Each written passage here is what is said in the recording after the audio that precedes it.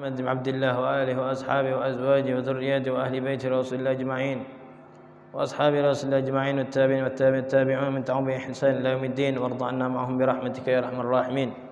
ثم نستفتح هذه الجلسة مثل ما أنا وأهلنا وأسلافنا وأشياخنا وعلماءنا وأئمتنا، الله يدخل نياتنا في نياتهم وأعمالنا في أعمالهم وأخلاقنا في أخلاقهم، وأن الله يفتح علينا فتوح العارفين ويفقهنا في الدين ويعلمنا التأويل ويغفر ذنوبنا ويستر عيوبنا ويكشف كروبنا ويوسع أرزاقنا ويطول أعمارنا في طاعة الله وطاعة رسوله، ويشفي مرضانا ويغفر ذنوب آبائنا وأمهاتنا وأجدادنا وجداتنا وجيراننا وجميع المسلمين والمسلمات، وإلى جميع مشايخنا وأستاذنا ومعلمين، منهم أبوي السيد أحمد نوفل بن عبد الله بن أحمد بن حامد الكاوي الحبيب محمد رضا بن عبد الله السقاف، وآل صاحب الكتاب المختصر اللطيف، وجميع مشايخنا وعلمائنا، أن الله يعلي درجات في الجنة وينفعنا بأسرارهم وأنوارهم وعلومهم ونفحاتهم في الدين والدنيا والآخرة. ثم لأبويا الحبيب عبد الله بن محمد هارون، أن الله يحفظه وينصره ويبارك فيه وفي عمره أولاده وتلامذته في خير ولطف وعافية، على هذه النية وكل نية صالحة جامعة شاملة كاملة، وإلى حضرة النبي محمد صلى الله عليه وسلم بسر الفاتحة. أعوذ بالله من الشيطان الرجيم. بسم الله الرحمن الرحيم. الحمد لله رب العالمين الرحمن الرحيم مالك يوم الدين، إياك نعبد وإياك نستعين، اهدنا الصراط المستقيم صراط الذين أنعمت عليهم غير المغضوب عليهم ولا الضالين، آمين. بسم الله الرحمن الرحيم. الحمد لله رب العالمين. اللهم صل وسلم على سيدنا محمد الفاتح لما أغلق والخاتم لما سبق، ناصر الحق بالحق والهادي إلى صراطك المستقيم، وعلى آله وصحبه حق قدره ومقداره العظيم. سبحانك لا علم لنا إلا ما علمتنا، إنك أنت العليم الحكيم. رب اشرح لي صدري ويسر لي أمري واحلل عقدة من لساني يفقه قولي وسدد لساني واهد قلبي بجاه النبي والصحب والآل. ربي زدنا علما نافعا وارزقنا فهما صادقا. اللهم إنا نسألك فهم النبيين وحفظ المرسلين وإلهام الملائكة المقربين يا أكرم الأكرمين ويا أرحم الراحمين. اللهم علمنا ما ينفعنا وانفعنا بما علمتنا وزدنا علما. اللهم إنا نعوذ بك من علم لا ينفع ومن قلب لا يخشى ومن نفس لا تشبع ومن دعوة لا تسمع ولا تستجاب لها. نوينا التعلم والتعليم والإفادة والاستفادة والتذكر والتذكير والنفع والانتفاع والحث على التمسك بكتاب الله وسنة رسوله والدعوة إلى الهدى والدلالة على الخير ابتغاء مرضاته وقربه وثوابه سبحانه وتعالى. أما بعد، إلى أن قال. Kemarin kita membahas tentang hal-hal yang membatalkan wudhu, ya. Habis itu ya kemarin ya. Nah, sebelum kita membaca pasal selanjutnya, sini ada sedikit keterangan bahwasanya kemarin kita membahas hal-hal yang membatalkan wudhu itu ada 4, ya. Ada 4 hal-hal yang membatalkan wudhu, 4 sebab. Yang pertama, khuruju ahadis sabilain, ya, keluar al-khariju min ahadis sabilain, sesuatu yang keluar dari 2 lubang bagian depan maupun belakang. Apa saja bentuknya? Ya, sesuatu yang keluar dari kemaluan depan atau kemaluan belakang, kecuali mani, kecuali cairan sperma. Karena yang namanya cairan sperma itu bukan menyebabkan hadas kecil, tapi hadas besar.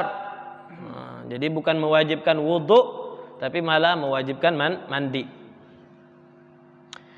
Yang kedua, hilangnya akal. Nah, hilang akal ini macam-macam sebabnya. Baik sebabnya tadi karena tidur, orang tidur hilang akalnya, atau karena gila hilang akalnya, atau karena pingsan hilang akalnya. Nah, itu Di antara sebab-sebab hilang akal tadi itu.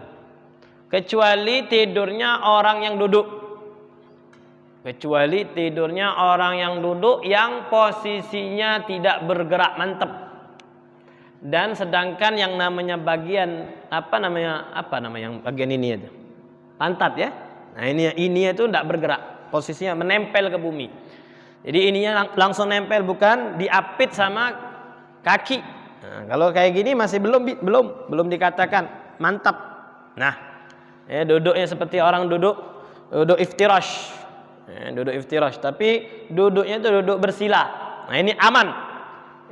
Tapi kalau duduk iftirash, duduk seperti ini, bahwasanya maaf tadi pantatnya tadi ditahan oleh kakinya itu masih belum aman, karena lubang anginnya itu masih terbuka. Tapi kalau sudah duduknya mantap seperti ini, nah ini menutup yang namanya lubang angin tadi. Jadi tidak batal. Walaupun tidurnya seharian misalnya, walaupun misalnya saja, dari habis subuh itu. Habis subuh ngantuk, dia habis wirid tadi tuh kan, wirid ya rupanya kayak gini tuh. Sampailah yang namanya ditutup sama misalnya sama pengurusnya itu. Pengurusnya nggak lupa tadi karena dia di pojok misalnya di situ misalnya di pojok di situ. Jadi tidak tahu ada orang tuh. Dia tadi terlelap nyenyak sekali tidur kayak gini aja. Sampai zuhur rupanya dibuka sama pengurus itu masih ada tidur. Bangun, udah zuhur, azan. Kalau seandainya pun dia langsung sholat boleh. Seandainya pun dia langsung sholat boleh, belum batal. Belum batal. Itu sebab yang kedua. Yang ketiga, iltiqa'u basyaratai, bertemunya dua kulit. Nah ini dalam mazhab Syafi'i dijelaskan bahwasanya antara laki-laki dan perempuan yang sudah dewasa, kalau seandainya tanpa penghalang maka membatalkan wudunya, walaupun diikat dengan pernikahan suami istri. Jadi si suami tadi halal dia menyentuh istrinya, iya halal, menyentuhnya halal, tapi membatalkan wudu. Nah itu dalam mazhab Syafi'i. Karena yang namanya istri itu atau suami itu asalnya diharamkan menjadi halal. Asalnya diharamkan. Tidak boleh mereka bersentuhan itu. Ketika diikat dengan pernikahan maka halal. Tapi menyentuhnya tadi membatalkan. Yang terakhir, menyentuh kemaluan depan dan belakang. Menyentuh kemaluan depan dan belakang, manusia, menyentuh kemaluan depan dan belakang manusia. Artinya kalau menyentuh kemaluan depan dan belakang hewan tidak batal. Nah itu, yang punya peliharaan dipegang tidak batal ya, tidak batal. Tapi batalnya tadi dengan telapak tangan, menyentuhnya tadi dengan telapak tangan. Disebutkan di sini. Bagian yang ketutup, bagian yang ketutup saja nih. Artinya ujung sini tidak batal. Menyentuh kemaluan dengan ujung ini tidak batal. Di sini disebutkan bahwasanya wal murad bi batnir raha wa butunil asabi ma yastatiru inda wad'i ihdar rahatain. Yang dimaksud dengan perutnya bagian dalamnya telapak dan bagian perutnya ini. Jadi ini yang bagian perutnya jari-jari itu. Nah ini. Ini bagian telapaknya, ini bagian dalam jarinya, perut jarinya. Jadi ketika ditutup, ma yastatiru inda wad'i ihdar rahatain. Ketika tertutup pada saat dirapatkan kedua telapak tangannya tadi. Alal ukhra ma'a tahamul yasir, ditekan sedikit. Nah inilah bagian yang tertutup tadi. Kalau seandainya menyentuh kemaluan depan dan belakangnya batal. Nah kayak gini. Artinya pinggir-pinggirnya tidak batal. Bagian ujungnya ini tidak batal. Bagian sininya tidak batal. Karena dikelihatan. Yang tertutup saja. Nah ini kalau seandainya menyentuh kemaluannya tadi dengan dengan bagian yang tertutup tadi ketika dirapatkan batal. Kalau untuk laki-laki yang pipanya itu, yang dipegang yang membatalkan tadi pipanya. Nah, pipanya pokoknya dari ujung sampai ujung pipanya batal. Bulunya, yang 2 bijinya tadi tidak batal. Memegang itunya, namanya itu al-khasyatain namanya. Istilahnya itu al-khasyatain. 2 bijinya itu tidak batal. Kalau untuk ini tidak apa-apa ya, untuk supaya jangan sampai nanti minta maaf kalau seandainya terlalu privasi, minta maaf. Tapi ini harus disampaikan. Takutnya nanti orang bilang batal, nanti megang itu ya batal, padahal tidak batal. Karena banyak orang di masyarakat masih bingung mana yang membatalkan sholat dari megang kemaluan tadi. Makanya dijelaskan yang membatalkan itu pipanya. Dari ujung ke ujung itu pipanya batal.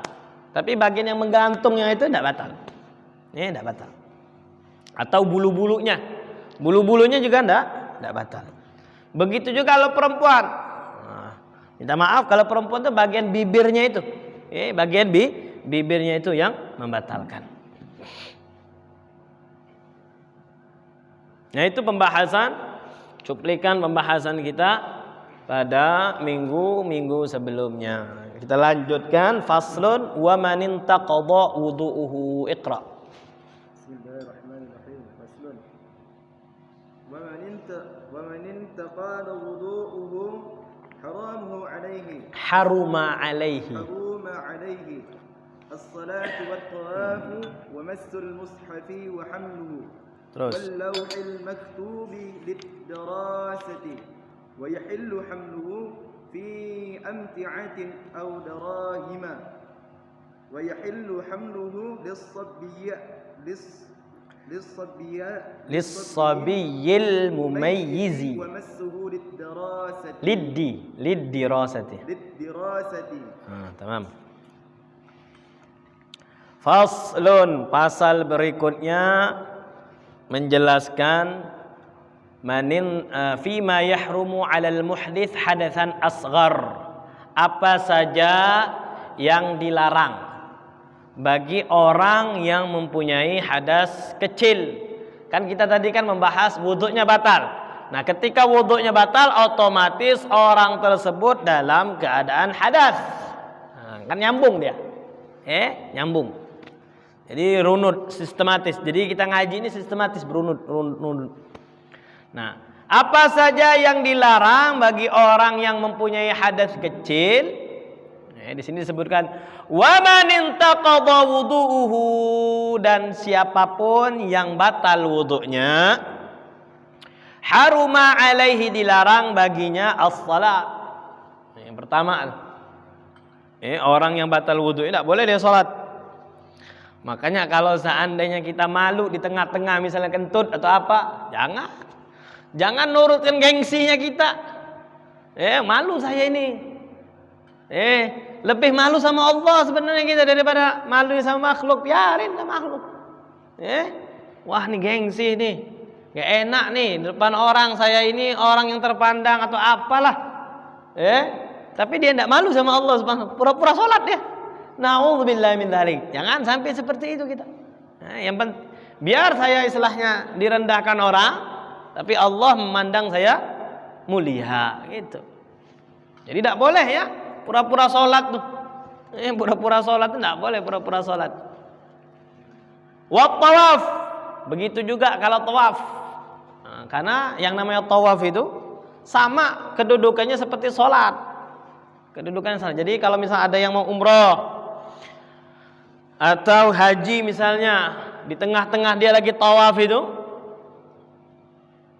melakukan hal yang membatalkan, ya sudah balik dulu dia ambil wudhu lagi, baru dia lanjutkan lagi yang namanya tawaf itu. Nanti pembahasannya apakah dia lanjutkan atau ulang lagi. Nah, itu nanti pembahasan masalah tawafnya itu. Bukan masalah ininya. Jadi yang kita bahas ini masalah dia tidak boleh tawaf kalau seandainya wudhunya batal. Nah, itu. Ya.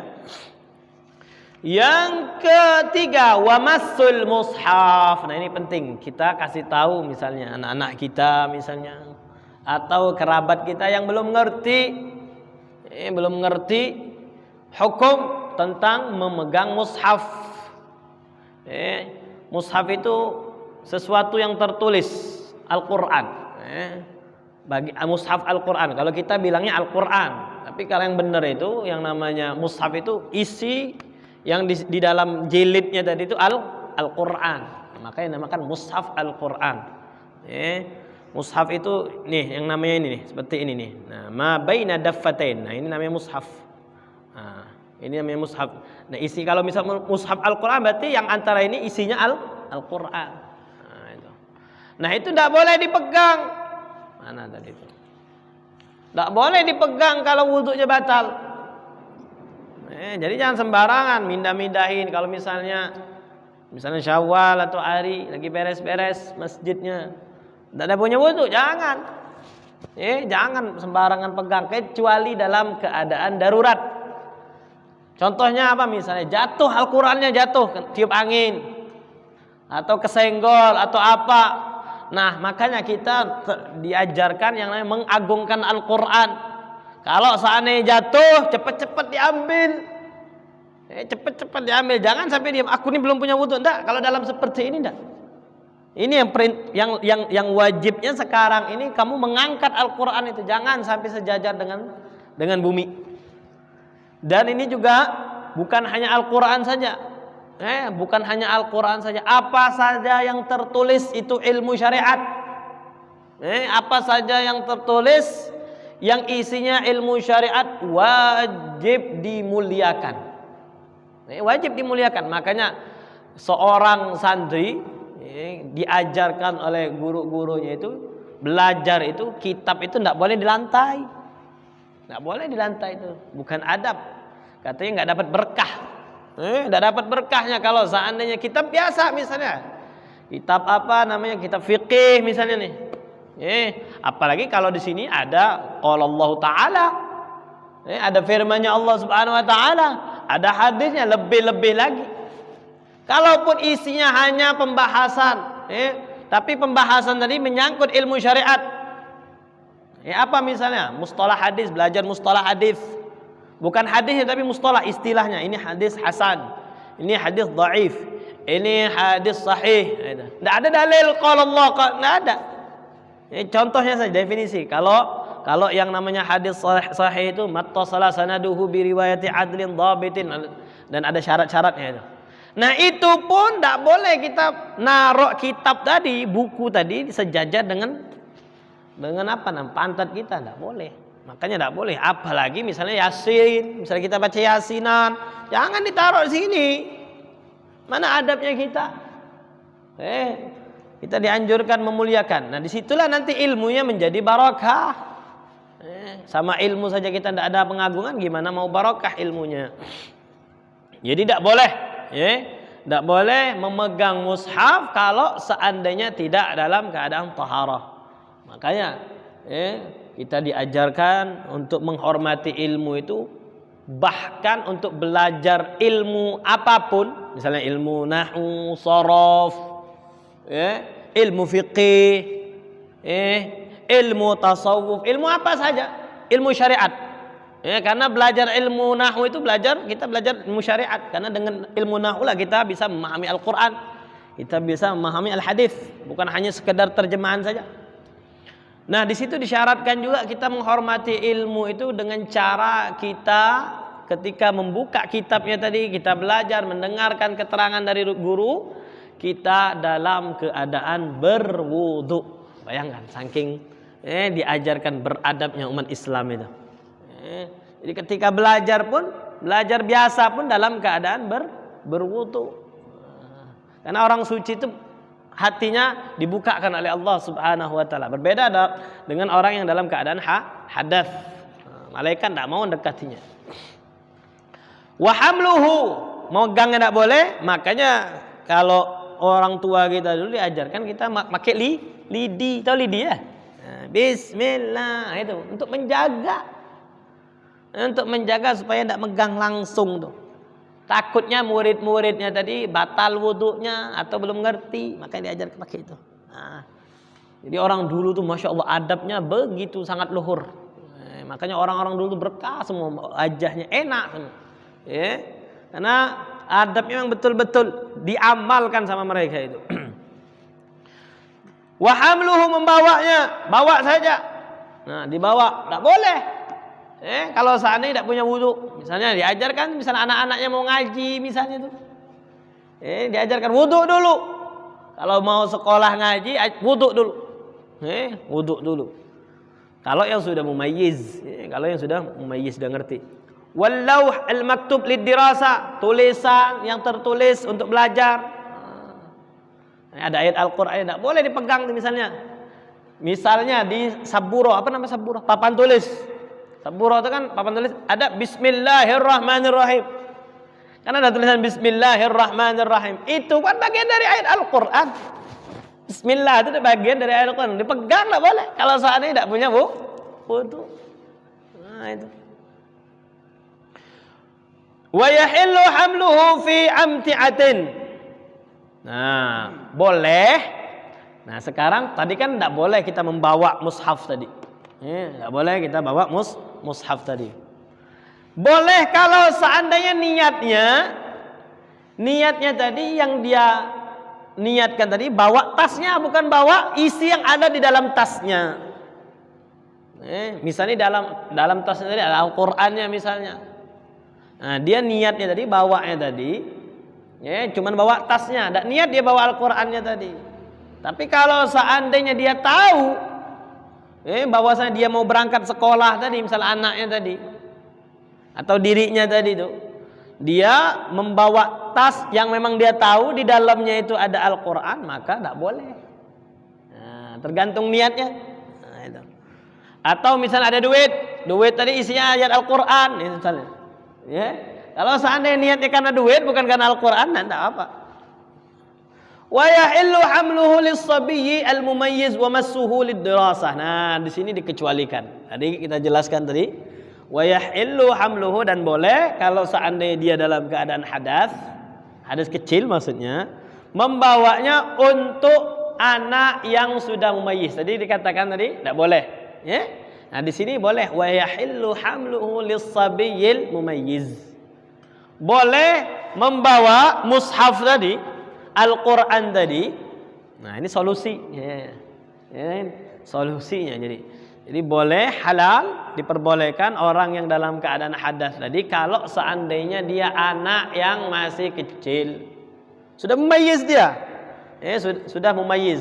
Mumayyiz itu umurnya itu sekitar 6 tahun, 7 tahun, mumayyiz dia. Ngerti dia, diajarkan wudu, ngerti, salatnya sudah ngerti. Nah, itu mumayyiz. Kalau seandainya tidak ngerti berarti belum mumayyiz. Nah, boleh kalau seandainya untuk belajar. Belajar. Karena di sini disebutkan kenapa? Lima syaqqati dawami tuhrihi, karena susahnya mereka itu anak-anak kecil itu untuk selalu dalam keadaan suci. Juga di dalam kitab yang lain disebutkan juga bagi yang haid, misalnya haid dia nanti pembahasannya itu. Ini kan pembahasan hadas kecil. Kalau hadas besar, berarti kalau orang yang haid, perempuan yang haid berarti bukan hadas kecil tapi hadas besar. Nah, mereka itu diperbolehkan membaca Al-Qur'an dengan niat untuk mengulang hafalannya, atau niatnya sebagai wirid, bukan sebagai baca Al-Qur'an. Kan Al-Qur'an itu kan juga sebagai wirid kan, sebagai tameng. Baca ayat kursi atau apa gitu. Kalau seandainya niatnya tadi untuk menjaga dirinya, nah itu boleh dia baca Al-Qur'an. Tapi niatnya bukan baca Al-Qur'an, tapi niatnya sebagai wirid, sebagai benteng. Atau niatnya tadi untuk mengulang hafalannya, karena dia ini hafizah, penghafal Qur'an. Jadi mau tidak mau Al-Qur'an itu wajib diulang, dimurajaah.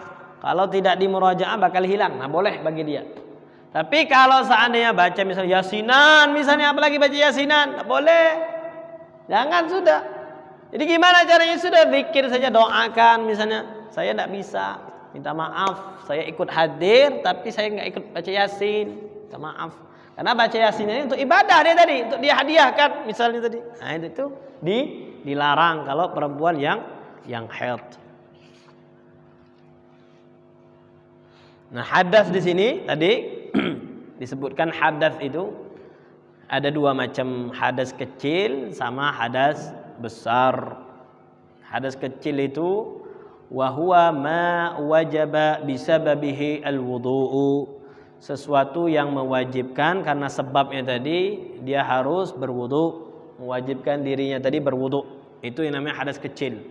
Seperti tidur tadi, hilang akal, keluar sesuatu dari kemaluannya tadi. Adapun yang namanya hadas besar, wahwa ma wajaba bisababihi al-ghuslu, yang mewajibkan mandi, sebab yang mewajibkan mandi, seperti haid atau nifas atau junub atau dia melahirkan. Nah, itu. Makanya dilarang, di antara tadi yang dilarang kita bahas tadi as-salah yang pertama tadi, karena kata Rasulullah sallallahu alaihi wasallam, la tuqbalu salatun bighairi tuhurin. Allah Subhanahu wa taala tidak menerima salat seorang hamba tanpa dia bersuci. Tanpa dia bersuci. Jadi harus suci. Jadi kalau tidak suci, mau salat fardu atau salat sunnah tidak boleh. Ini jelas ini. Kecuali kalau faqidut tahurain, orang yang tidak bisa berwudu dan tidak bisa tayamum. Orang yang tidak bisa wudu sama yang tidak bisa tayamum. Nah ini nih. Sedangkan sudah masuk waktu salat, sedangkan dia ini tidak bisa wudu, tidak bisa tayamum. Gimana caranya? Wajib salat, tetap wajib salat, walaupun tanpa dia bersuci, karena kondisi dia pada saat itu tidak memungkinkan, tidak bisa dia. Entah dia sakit atau dia dalam keadaan bepergian misalnya. Yang mana bepergian tadi badannya najis.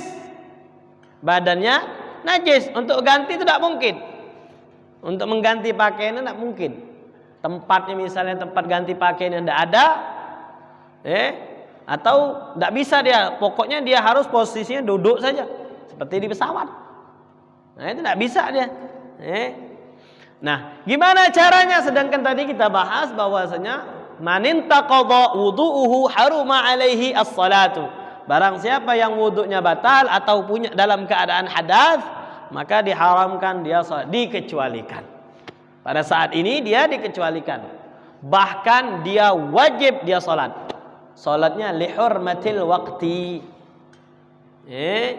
Dalilnya apa? Wa idza amartum bihi fa'tu bihi mastata'tum. Ketika ada perintah dari Allah Subhanahu wa taala, kerjakan pada saat itu yang bisa dilakukan. Jadi karena pada saat itu tidak bisa, dia wudu tidak bisa, tayamum tidak bisa, bisanya saja sudah. Salatnya li hurmatil waktu. Sudah masuk waktu salat, wajib dia salat. Wajib dia salat walaupun dalam keadaan tidak bisa bersuci. Wa massul mushaf. Tadi tawaf, masalah tawaf, kata Rasulullah sallallahu alaihi wasallam, at-tawafu haula al-baiti mithlu shalah. Mengelilingi Ka'bah itu yang namanya tawaf itu seperti salat. Illa annakum tatakallamuna fihi. Hanya saja kalian diperbolehkan berbicara. Faman takallama fihi fala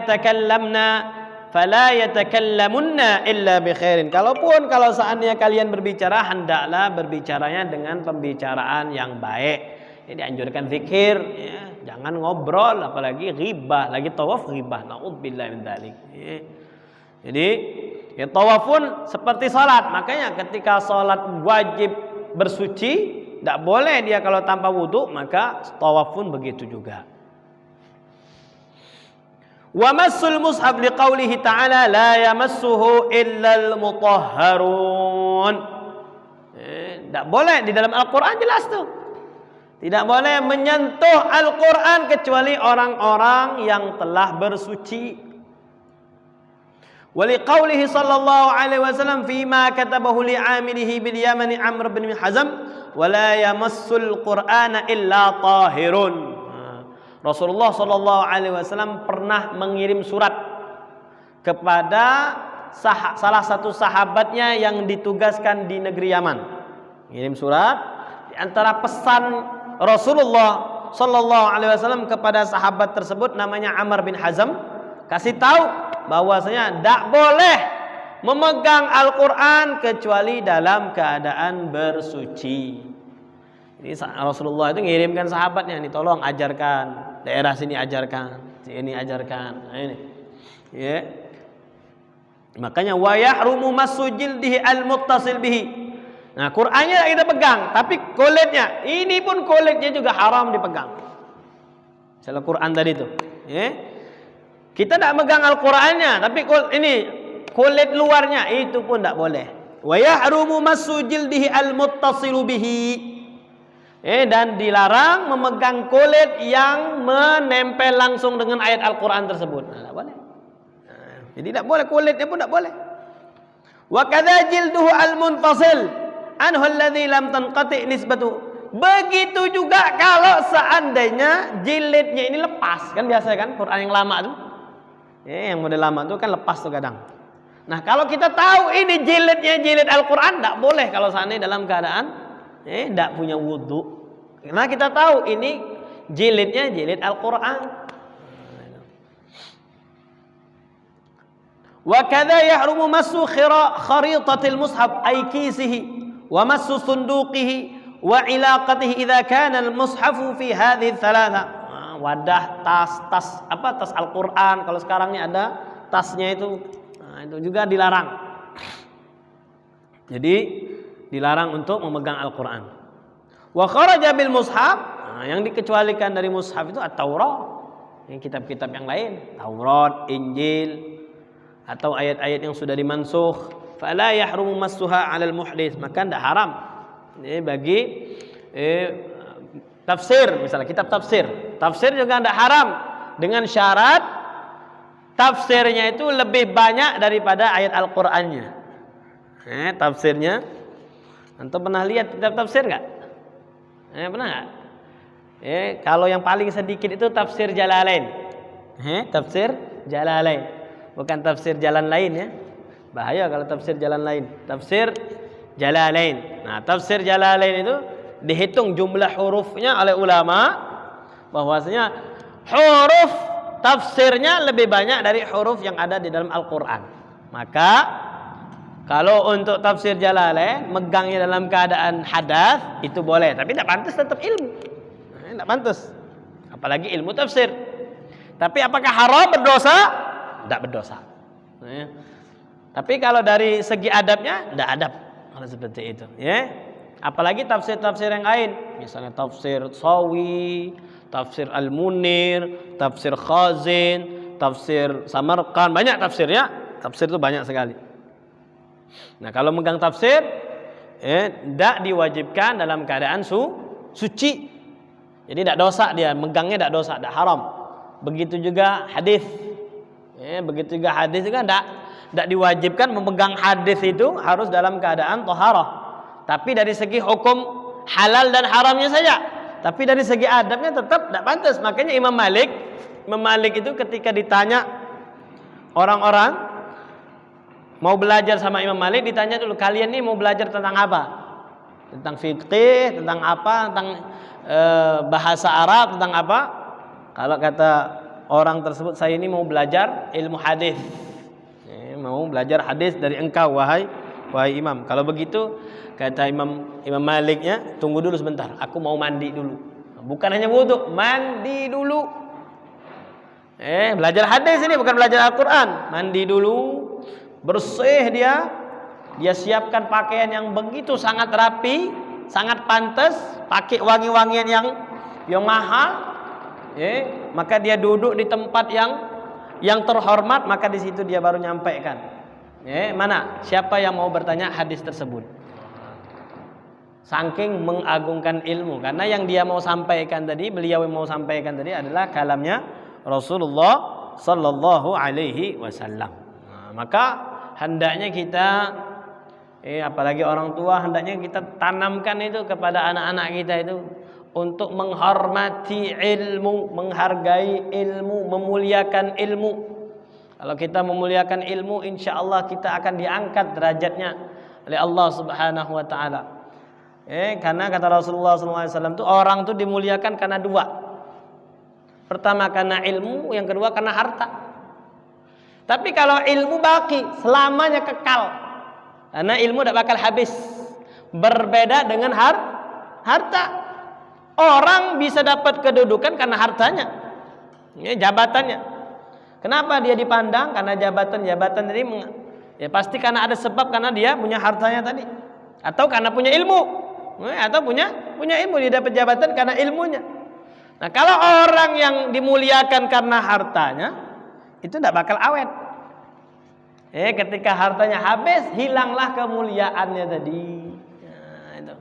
Tapi kalau orang yang punya ilmu, sampai beliau meninggal pun tetap mulia. Tetap mulia.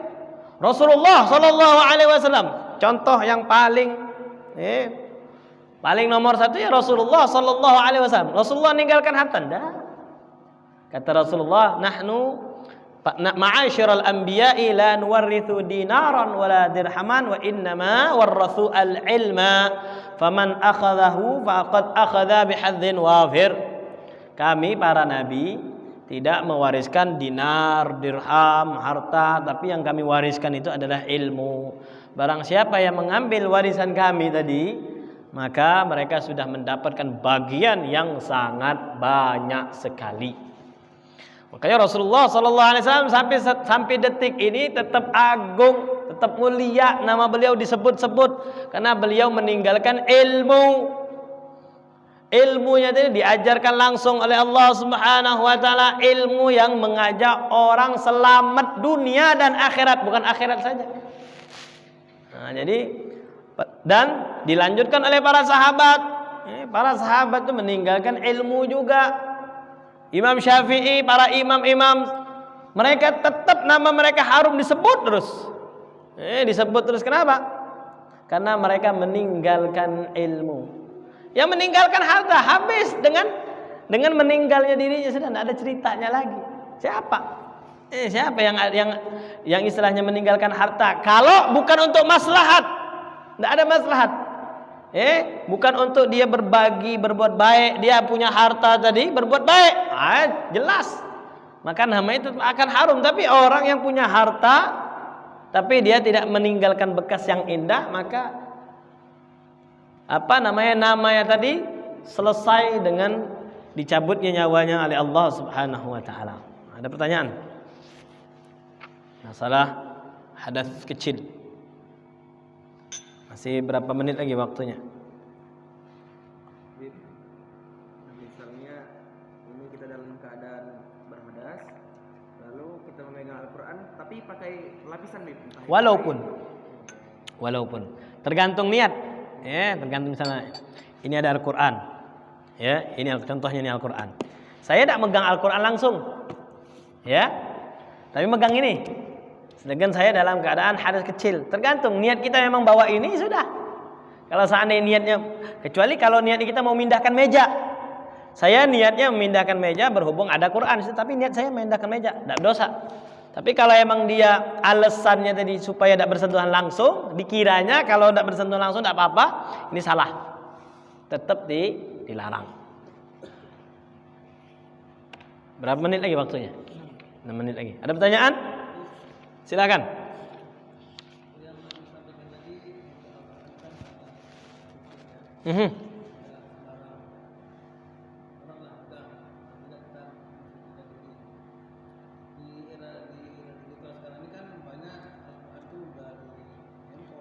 Ya. Untuk handphone. Ya. Nah, di sini ada ulama berbeda pendapat masalah kalau yang ada di dalam aplikasi.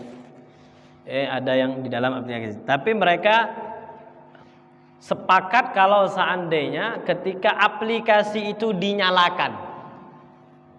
Mereka sepakat kalau seandainya aplikasi itu dinyalakan, tek. Nah, di situ dia tidak boleh membacanya atau membukanya kecuali dalam keadaan bersuci. Tapi kalau aplikasi tadi dimatikan, nah itu tidak menjadi masalah. Jadi silakan dia mau baca, tapi atau dia nyimpen filenya tadi, PDF-nya atau aplikasinya tadi, Android-nya tadi dalam Al-Quran Android-nya tadi, dia tidak dalam keadaan wudu, selalu ada di aplikasi tadi. Tapi ketika membukanya, hendaknya dia dalam keadaan berwudu. Itu lebih aman. Kita menjaga-jaga. Walaupun nanti ada mungkin kata ulama, enggak, beda. Ini bukan mushaf. Karena mushaf itu bentuknya tulisan. Bentuknya jilid. Karena ada perbedaan di situ. Ada perbedaan antara ulama mengatakan bagaimana Al-Quran yang ada di dalam HP contohnya itu.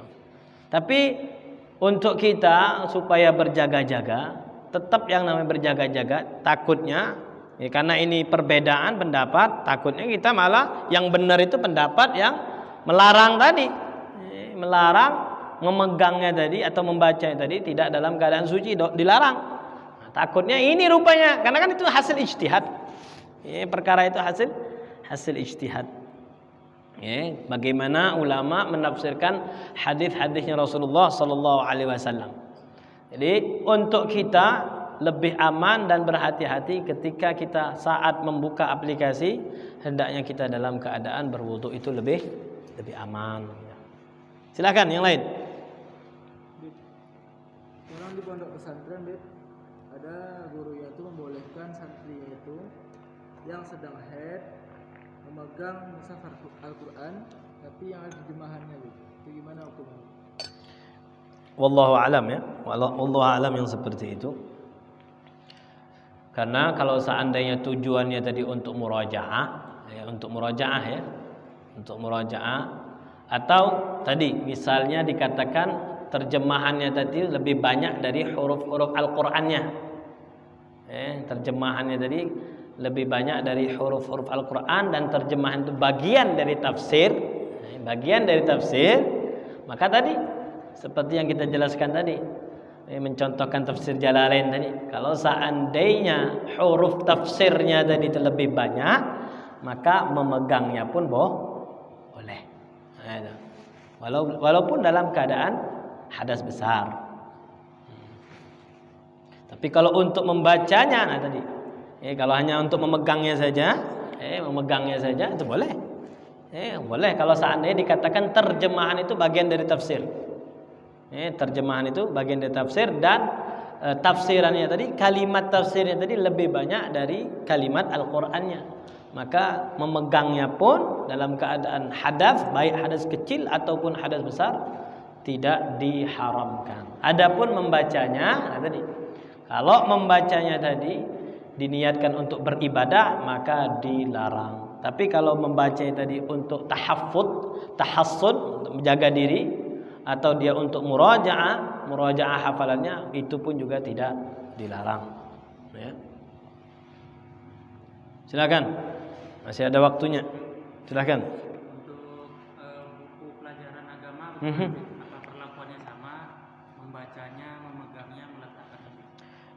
Kalau dari segi hukum antara halal dan haram, tadi sudah jelaskan bahwa selain Al-Quran itu tidak apa-apa. Selain Al-Quran dia tidak apa-apa, dia memegangnya tadi walaupun dia dalam keadaan hadas besar, tidak apa-apa. Tapi dipandang dari segi adab itu tidak pantas. Itu aja. Jadi kita itu dianjurkan betul-betul memuliakan ilmu. Di antara memuliakan ilmu tadi, di antaranya memegangnya tadi dalam keadaan suci. Adapun kalau misalnya wirid,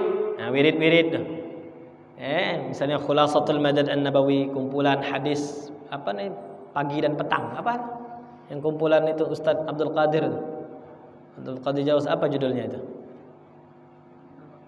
wirid apa zikir-zikir pagi dan petang misalnya. Ya, al-ma'thurat misalnya. Nah, itu kumpulan-kumpulan itu kan kumpulan ada ayat Al-Qur'annya, ada hadis-hadisnya. Kalau bergabung di situ itu tidak jadi masalah. Ya, tidak jadi masalah kalau dipegang, dibawa. Ya, dalam keadaan junub misalnya atau dalam keadaan hadas kecil tidak apa-apa. Yang tidak boleh itu kalau dia murni tulisan Al-Qur'an. Nah, itu tadi. Murni tulisan Al-Qur'an saja. Seperti bismillah itu kan al-bismillah saja. Nah, itu yang dilarang. Tapi kalau misalnya buku agama tidak jadi masalah. Tidak jadi masalah. Silakan. Yang masih bingung silakan tanya, jangan ditahan. Ya, jangan dipendam. Yang di belakang ibu-ibu ada pertanyaan. Silakan, Bu. Bapak ada pertanyaan.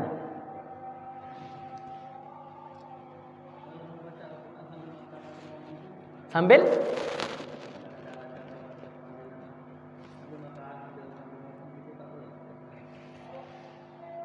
baca Al-Quran sambil makan, gimana caranya baca Al-Quran?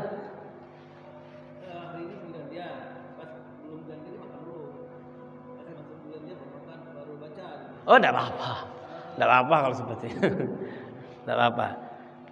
Yang saya pahami, yang saya tangkap tadi, kalau seandainya dia mulutnya lagi makan, lupa juga, itu kan tidak bisa. Hurufnya gimana keluarnya? Tapi kalau seandainya habis makan baca Quran, tidak apa-apa, tidak jadi masalah. Cuman kan kalau seandainya kita itu dianjurkan misalnya, bahwasanya mulut kita ini kan mau mengucapkan sesuatu yang sangat mulia, sangat agung. Nah, kita usahakan mulut ini baunya pun bersih, steril gitu. Jangan sampai habis makannya kita tuh misalnya makan yang bau-bau bawang, ya, jengkol, petai dan sejenisnya itu.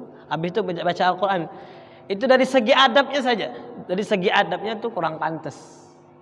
Ya, dari segi adabnya kurang pantas itu. Tapi kalau seandainya boleh saja. Boleh saja.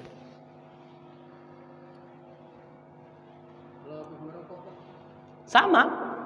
Merokok itu sama. Kalau merokok hukumnya, hukum merokok itu kan tidak ada di Al-Quran, tidak ada di hadis. Bahwasanya Allah Subhanahu Wa Taala menjelaskan hukum rokok haram, tidak ada. Di dalam hadis Nabawi Rasulullah mengatakan rokok itu hukumnya haram, tidak ada. Makanya itu hasil ijtihad. Jadi hukum rokok pun hasil ijtihad, bukan hasil patokan tok dari Rasulullah sallallahu alaihi wasallam atau tok dari Allah Subhanahu wa taala. Berbeda dengan khamr. Bir berbeda dengan bir. Kalau bir tidak ada yang mengatakan minum bir itu makruh. Kalau ada yang bilang minum bir itu makruh, kafirnya. Ya, karena dia menihilkan menyangsikan hukum yang telah ditetapkan oleh Allah Subhanahu wa taala. Zina misalnya. Oh, zina itu tidak apa-apa kalau sedikit. Misalnya. Ya, nah ini kafir orang yang seperti itu. Tapi kalau rokok, kalau seandainya rokok sendiri hukum ijtihad, praktek ijtihad. Bukan praktek yang paten pasti dari Allah Subhanahu wa taala atau dari Rasulullah menetapkan nas secara jelas. Maka ulama beristimbat. Istimbatnya pun dari Al-Quran, dari sunnahnya Rasulullah SAW, tapi tidak secara spesifik. Maka hasilnya pun berbeda-beda. Ada yang mengatakan haram, ada yang mengatakan makruh. Sama seperti. Ya, jadi kalau seandainya pun tidak pantas kalau seseorang lagi ngerokok, habis ngerokok dia baca Al-Quran, tidak pantas. Tidak pantas. Ada lagi?